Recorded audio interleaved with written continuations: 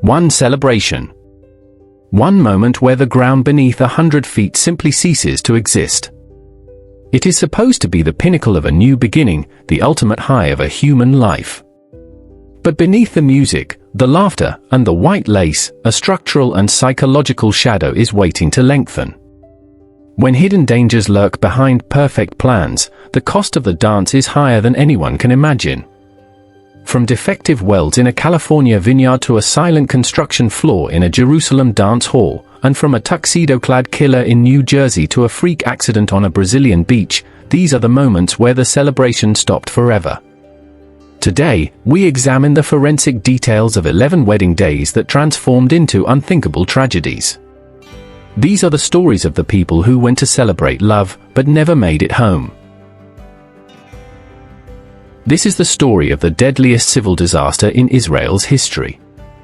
It was the evening of May 24, 2001, in the Talpiot neighborhood of Jerusalem.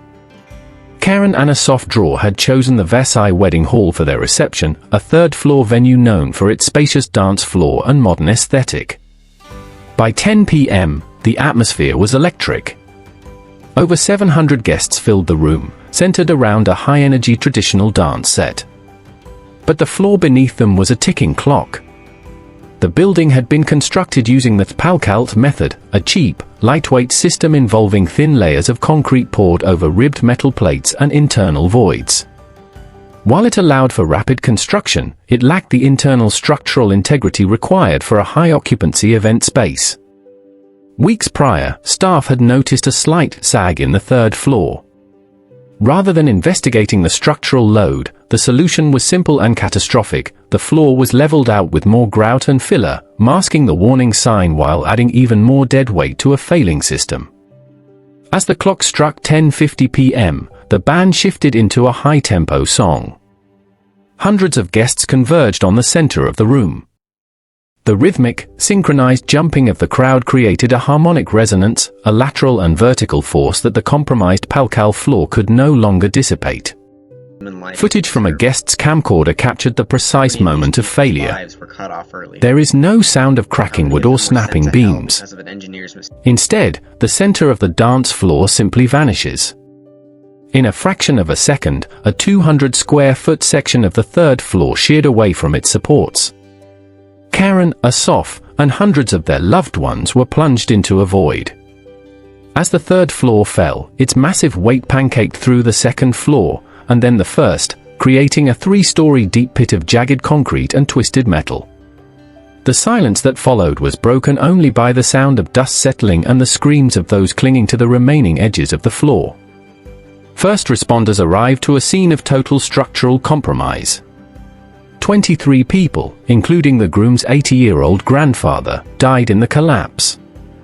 Over 380 others were injured, many suffering from crush syndrome, a clinical condition where the release of muscle breakdown products into the bloodstream causes rapid kidney failure after a victim is freed from heavy debris. The bride, Karen, was found alive but sustained severe lower body injuries. The medical examiner's reports would later detail a harrowing array of blunt force trauma, internal hemorrhaging, and asphyxiation caused by the weight of the descending floors. The subsequent investigation led to a national reckoning. The Palkalv method was immediately banned and its inventor, Eli Ron, was later convicted of negligent homicide. Investigators confirmed that the removal of a load-bearing partition wall during a previous renovation had accelerated the failure, but the root cause remained the flawed construction of the floor itself. The Versailles wedding hall was never rebuilt. It remains a vacant lot, a silent memorial to a night where the rhythm of a celebration became the frequency of a disaster.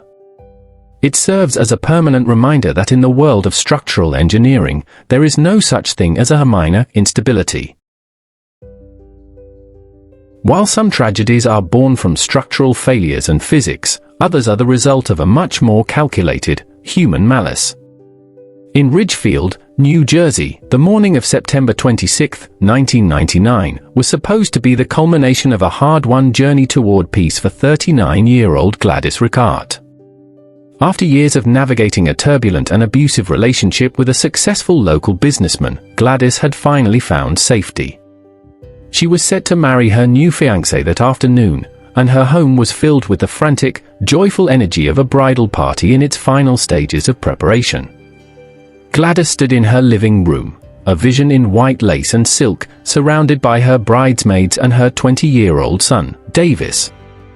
The atmosphere was one of protective triumph, a celebration not just of a wedding, but of a woman reclaiming her life. Outside, the neighborhood was quiet, yet the hidden danger the day promised wasn't a mechanical defect or a weather event. It was a man in a tuxedo. Augustin Garcia, Gladys's ex-boyfriend, had spent the morning meticulously preparing his own version of the ceremony. He did not arrive in the clothing of a stalker, he arrived dressed for a wedding. At approximately 11 a.m., Garcia walked through the front door of the Ricard residence. Because of his formal attire, he momentarily blended into the background of arriving guests and family members. He moved with a chillingly calm purpose, carrying a briefcase that concealed a .38 caliber Smith & Wesson revolver. The transition from celebration to slaughter was instantaneous. Garcia bypassed the guests and walked directly toward Gladys. There was no heated exchange, no final plea. As Gladys stood clutching her bridal bouquet, Garcia produced the weapon. In front of her son and her horrified bridesmaids, he fired 3 shots at point-blank range. The ballistics report would later detail the clinical precision of the attack. Gladys was struck in the head and chest. She collapsed onto the floor, her white gown rapidly staining crimson as her family screamed in the background. The forensic analysis of the crime scene painted a picture of absolute coldness. Garcia did not flee, he stood over her body, waiting for the inevitable arrival of the authorities. While the guests scrambled to provide first aid, the trauma was already non-survivable. When the police arrived, they found a house divided between the symbols of a wedding and the reality of a morgue, discarded veils and flowers lying in pools of blood. The subsequent trial focused on the premeditated architecture of the crime. The defense argued a heat-of-passion defense, but the prosecution successfully pointed to the tuxedo and the briefcase as evidence of a calculated, ceremonial execution.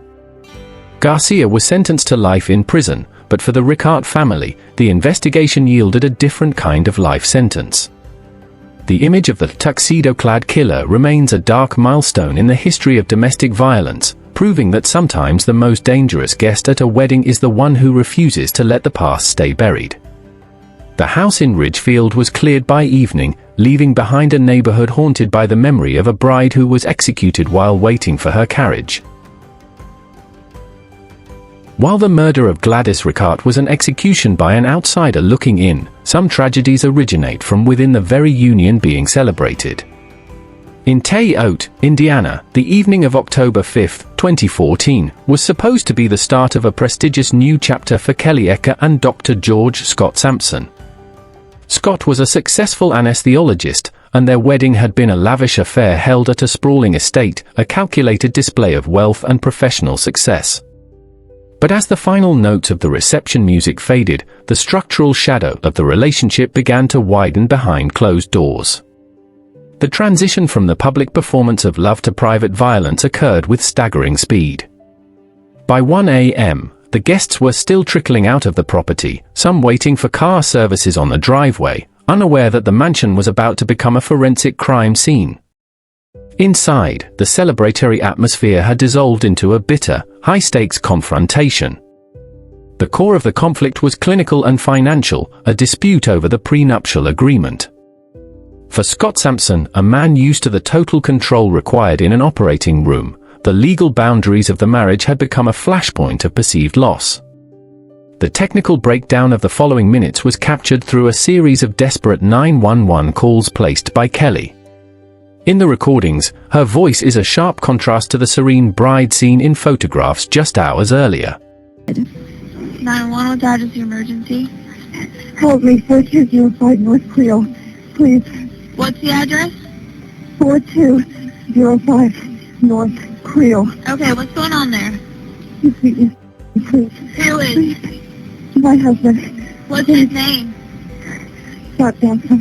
He's got Scott guns in what? here. She is heard telling dispatchers that her husband was threatening to kill her. The forensic timeline shows that while Kelly was on the phone, Scott was retrieving a .40 caliber handgun. The argument reached its terminal velocity in the master bedroom.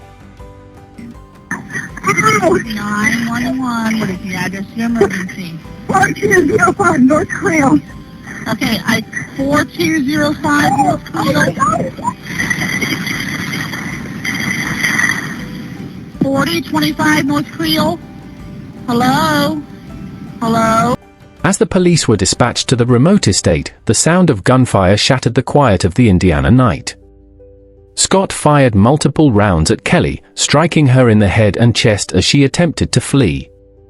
The ballistics report would later show that the bride was killed while still in the vicinity of her wedding finery. Immediately after the assault, Scott retreated to the basement of the home. By the time the SWAT team breached the residence, the groom had turned the weapon on himself. When investigators entered, they were met with a scene of jarring juxtaposition. In one room, wedding cards and unopened gifts sat on tables. In another, the bride lay lifeless. The medical examiner would later confirm that the pinnacle of a new beginning had lasted less than 4 hours. The investigation into Scott Sampson's background revealed a history of volatility that had been masked by his professional standing, suggesting that the latent defect in this marriage was a deep-seated need for dominance. The Te'o tragedy remains a chilling study in the fragility of the perfect life. It serves as a reminder that the most dangerous moments of a wedding are not always the public ones. As the sun rose over the estate the next morning, the police tape fluttered against the backdrop of leftover floral arrangements, marking the spot where a doctor, trained to preserve life, chose instead to end too, leaving behind a house filled with guests who had arrived for a wedding and stayed for a wake. If the deaths of Gladys Rickard and Kelly Ecker were defined by the darkness of the human psyche, the tragedy of Fabio Jefferson Maciel serves as a brutal reminder of the terrifying physics of the mundane. In August 2012, in the coastal beauty of Rio de Janeiro, the 33-year-old groom was celebrating the fulfillment of a long-held dream. He had just married his longtime partner in a ceremony that guests described as vibrant and full of life. By 2 a.m., the formal constraints of the reception had loosened, and the party moved toward the shoreline for an informal celebration under the stars. Fabio was in a state of peak jubilation, a man who believed the hardest part of life, finding his match, was behind him.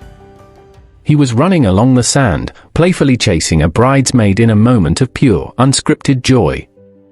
But beneath this perfect scene lay a hidden, mechanical danger in the most unlikely of places, the pocket of his suit.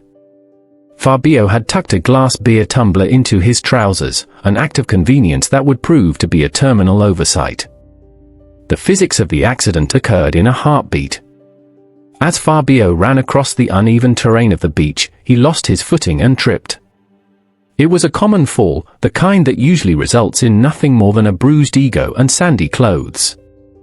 However, as his body weight impacted the ground, the force was concentrated directly onto the glass in his pocket. The tumbler shattered instantly, transforming from a celebration vessel into a collection of jagged, razor-sharp shards. The forensic reality of what happened next is a lesson in the fragility of human anatomy. One specific shard, driven by the momentum of the fall, sliced upward and inward, severing Fabio's femoral artery, the high-pressure pipeline of the human circulatory system. In the world of trauma medicine, a severed femoral artery is a catastrophic hemorrhage event. Without immediate, specialized surgical intervention, the window for survival is measured in minutes, not hours. The transition from a playful chase to a life-or-death struggle happened in total silence. Fabio attempted to stand, but the rapid drop in blood pressure caused by the internal and external bleeding made it impossible.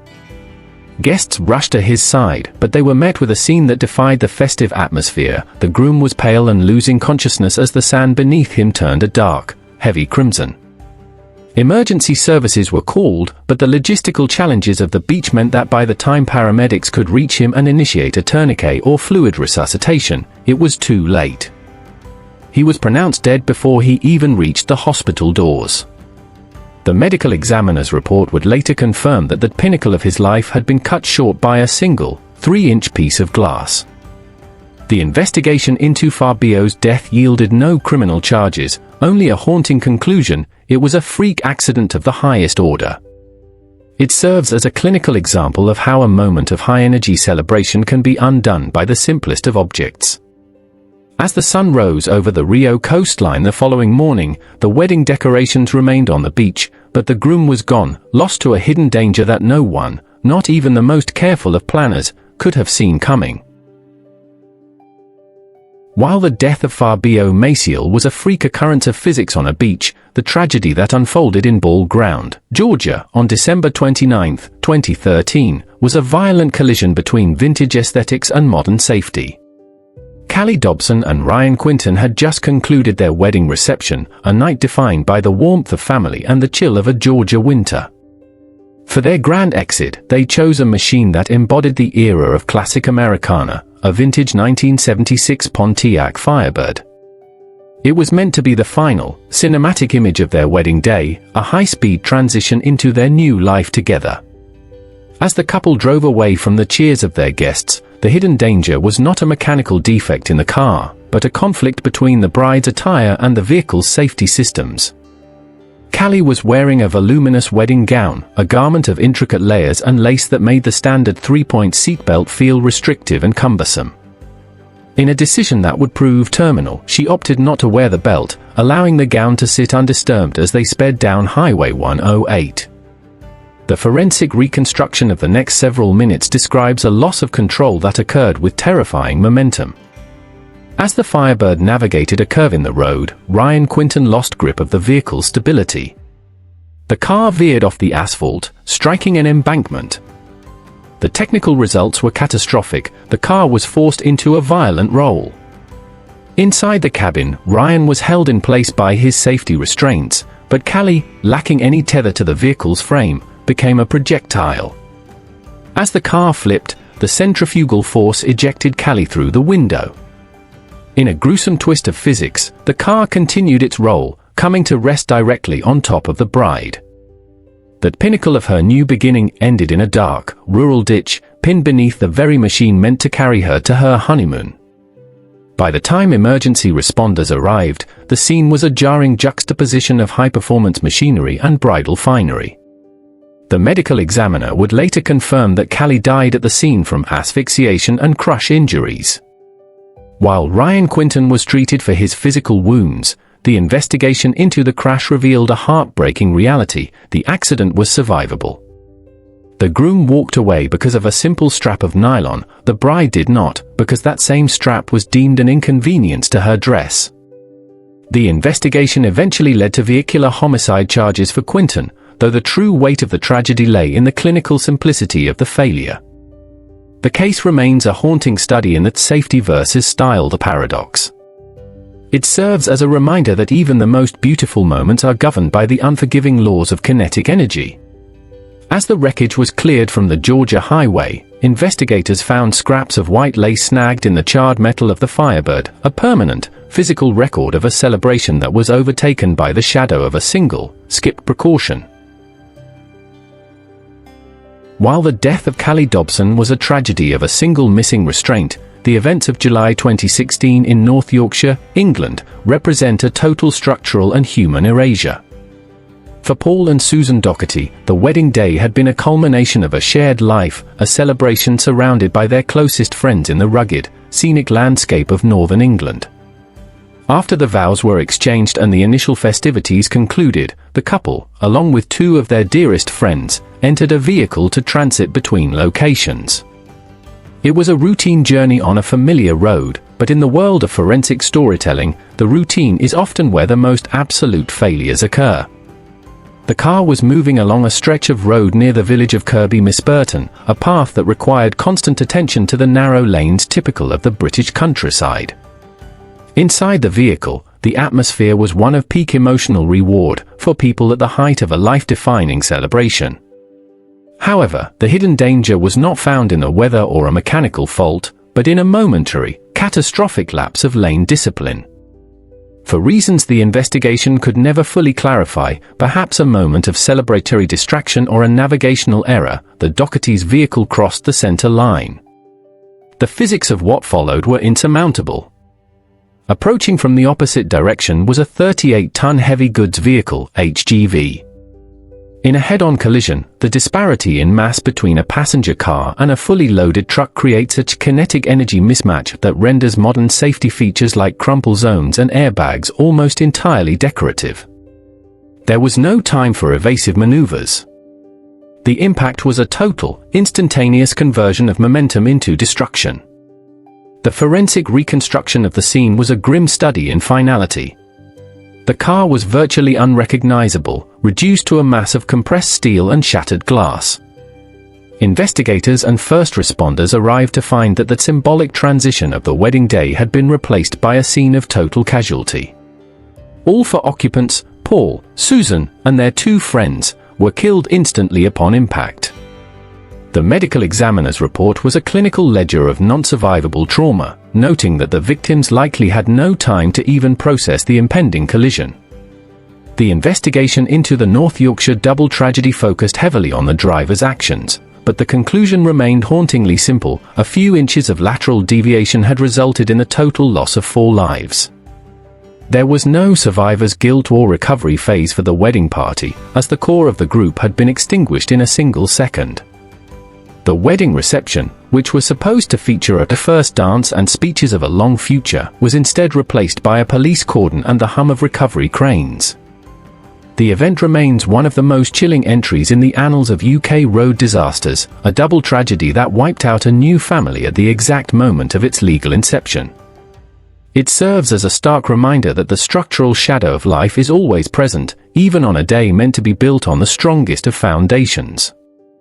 As the sun set over the North Yorkshire moors that evening, the road was reopened, but the celebration had been permanently erased, leaving behind only the cold, clinical data of a collision that took everything. While the North Yorkshire collision was a tragedy of external force and massive impact, the death of Kim Sjostrom in February 2008 illustrates a much more insidious threat: the internal latent defect of the human heart. In the tropical warmth of Florida, 36-year-old Kim was celebrating her marriage to Teddy of Carpides. Kim was the picture of vitality, a dedicated fitness enthusiast whose lifestyle suggested a long, healthy future. The reception had reached its emotional peak, the moment where the public ceremony transitions into the private joy of the family. The couple took to the floor for their first dance, opting for a traditional Greek dance that was as physically demanding as it was symbolic. It was a high-energy performance, requiring rhythmic precision and sustained cardiovascular effort. To the hundreds of guests watching, Kim appeared to be at the height of her life, smiling and moving with the grace of a trained athlete. But as the music surged, a hidden physiological shadow was beginning to eclipse her. The transition from a celebration of life to a terminal medical event occurred in the middle of a step. Without a stumble or a cry for help, Kim suddenly collapsed onto the dance floor. The music stopped instantly, and the no visible panic of the room was replaced by a suffocating silence. Guests, initially thinking it was a momentary faint from the heat or excitement, rushed forward. But the clinical reality was far more grave. Kim was unresponsive, and her heart, which had been the engine of her active life, had ceased to function. The forensic analysis of the following minutes describes a desperate attempt at resuscitation. Despite the presence of guests who attempted CPR and the rapid arrival of emergency medical services, the electrical failure within her chest was absolute.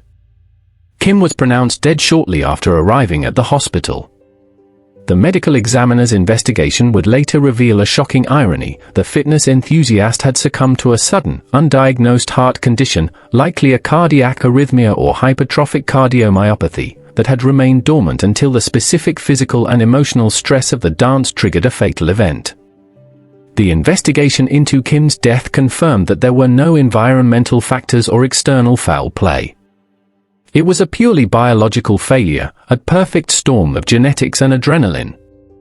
The tragedy is a chilling example of the first dance paradox. The very moment meant to celebrate the heartbeat of a new family became the moment that heartbeat stopped. The story of Kim Sjostrom remains a haunting milestone for many, serving as a reminder that the most perfect plans can be undone by a flaw we carry within ourselves. As the reception hall was cleared and the Greek music faded into the night, the image left behind was one of a wedding dress crumpled on a dance floor, a silent, white marker of a celebration that was ended by a hidden danger no amount of exercise or preparation could have outrun. While the death of Kim Sjostrom was a failure of the internal biological clock, the tragedy at Folly Beach, South Carolina, on April 28, 2023, was a violent intrusion of external negligence. Samantha Miller and her new husband, Eric Hutchinson, had just completed what friends described as a fairy tale wedding. The reception had been held at a beachfront venue, and the couple chose to make their grand exit in a low-speed electric golf cart, a popular and seemingly safe mode of transport for the tight-knit coastal community. It was a moment of peak emotional reward. Samantha was still wearing her wedding dress, her hair adorned with flowers, as they began the short journey to their honeymoon suite. The hidden danger on this night was not a structural defect in the road or a mechanical failure in the cart, but a high-velocity human variable. As the golf cart traveled along a dimly lit stretch of East Ashley Avenue, a vehicle approached from behind at a speed that defied the residential limit. The forensic data would later reveal that the driver, 25-year-old Jamie Komorowski, was traveling at 65 miles per hour, more than double the posted speed. Furthermore, her blood alcohol content was recorded at 0.15%, nearly twice the legal limit. The physics of the collision were catastrophic. At 65 miles per hour, the kinetic energy of a 3,000-pound sedan hitting a lightweight, open-air golf cart is equivalent to a high-speed wrecking ball striking a glass ornament. The impact was so severe that the golf cart was thrown over 100 yards and rolled several times. Inside the cart, there were no crumple zones, no airbags, and no steel cages to dissipate the force. The clinical outcome was immediate. Samantha Miller, the bride who had been laughing moments before, died at the scene from multiple blunt force injuries. The medical examiner's report would detail a trauma profile consistent with a high-velocity ejection. Her husband, Eric, survived the initial impact but was left in critical condition with multiple broken bones and a traumatic brain injury, a survivor of a union that had lasted exactly 5 hours. The forensic investigation of the crash site provided a harrowing visual of the interrupted celebration. Scattered across the asphalt were wedding favors, remnants of the golf cart's frame, and the white silk of a bridal gown.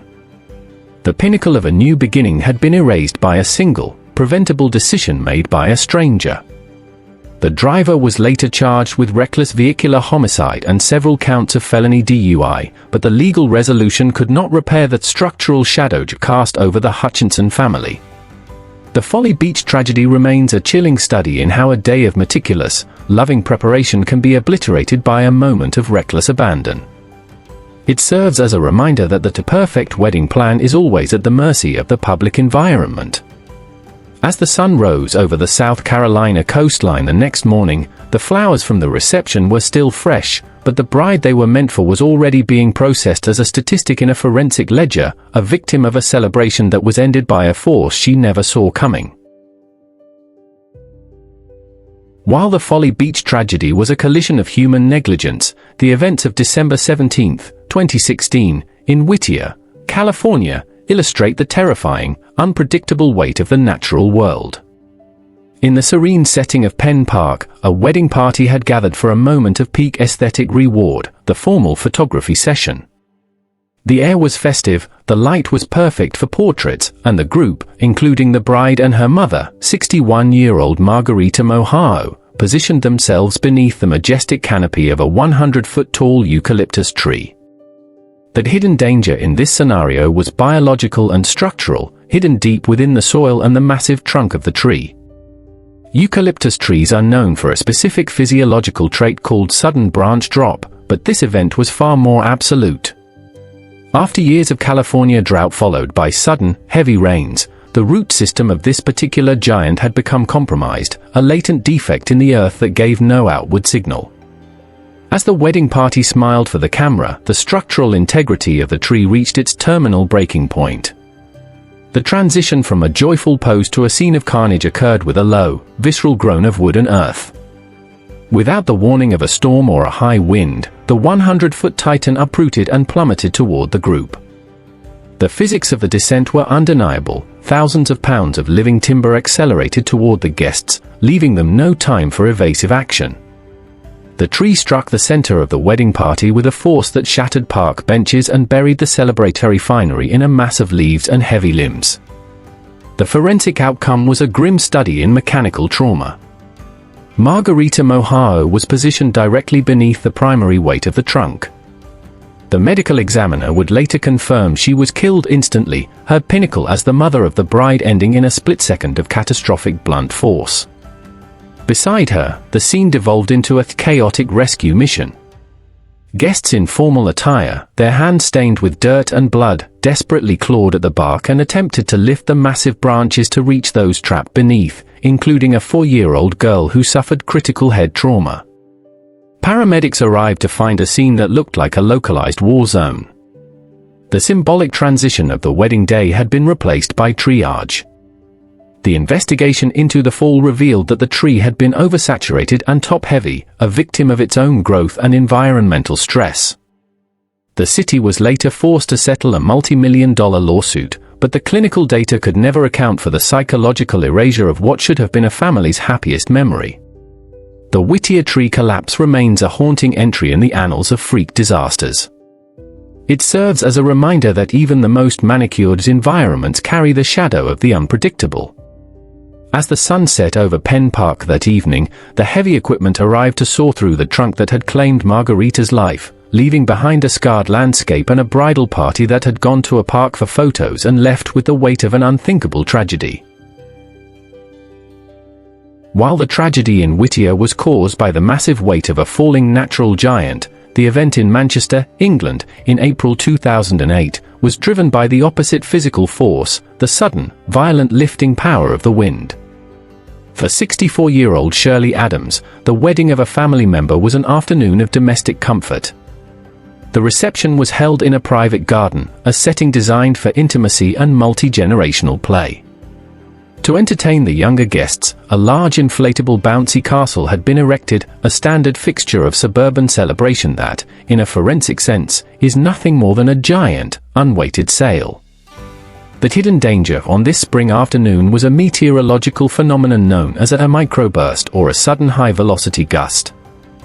While the bouncy castle was a source of joy for the children, its structural safety was entirely dependent on its tethering points. The investigation would later suggest that the inflatable was not sufficiently anchored to the soft garden earth to withstand a sudden change in atmospheric pressure. As the guests mingled with drinks and wedding cake, the wind transitioned from a breeze to a sustained upward force. The physics of the accident were swift and terrifying. The wind caught the underside of the inflatable, overcoming its weight and the tension of its remaining stakes. In seconds, the massive structure was transformed into a chaotic projectile. It was lifted into the air, tumbling across the garden with enough force to snap branches and scatter furniture. Shirley Adams, who was standing in the path of the airborne inflatable, had no time to move.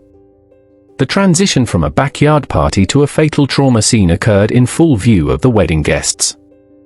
The inflatable struck Shirley with the combined momentum of the wind and its own heavy PVC mass, throwing her to the ground. The forensic analysis of her injuries would reveal a catastrophic impact to the cranium. As the bouncy castle continued to tumble toward a neighboring fence, family members rushed to Shirley's side, but the clinical reality was already clear. The pinnacle of the family gathering had been shattered by an object designed for play.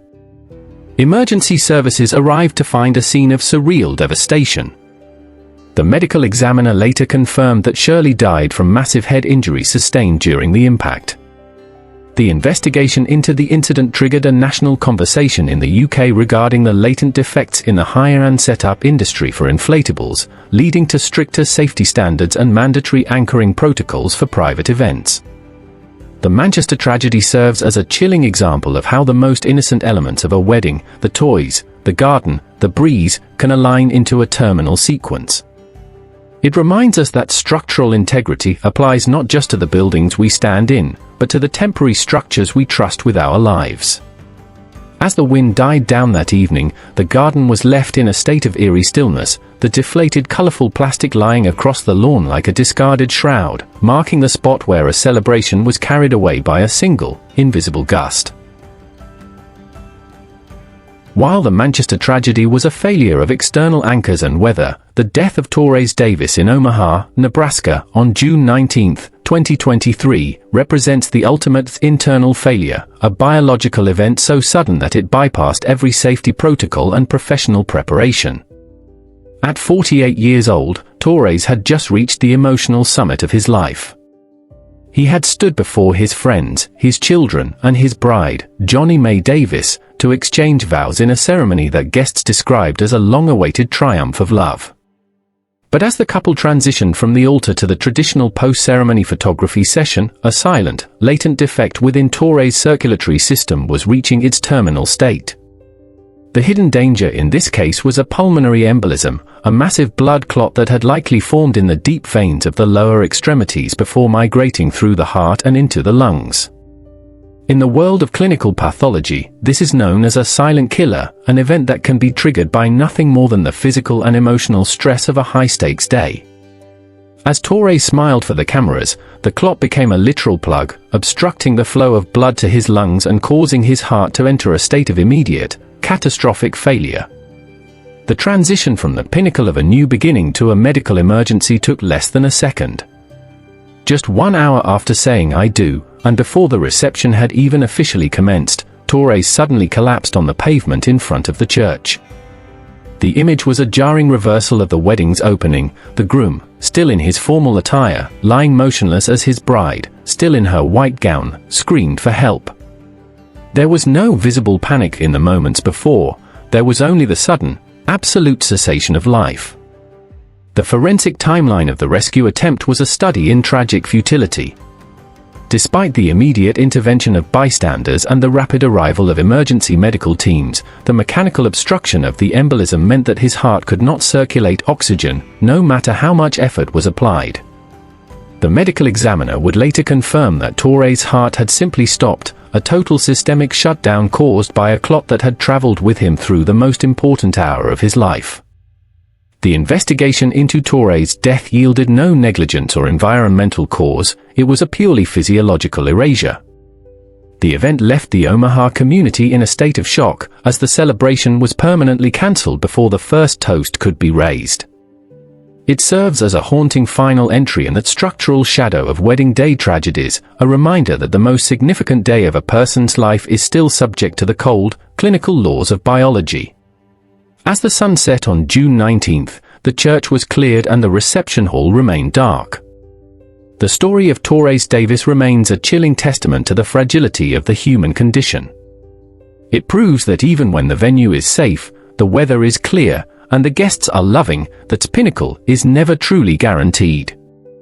The day ended not with a dance, but with a widow and children standing in the quiet of a hospital hallway, mourning a man who had become a husband and a memory in the span of 60 minutes.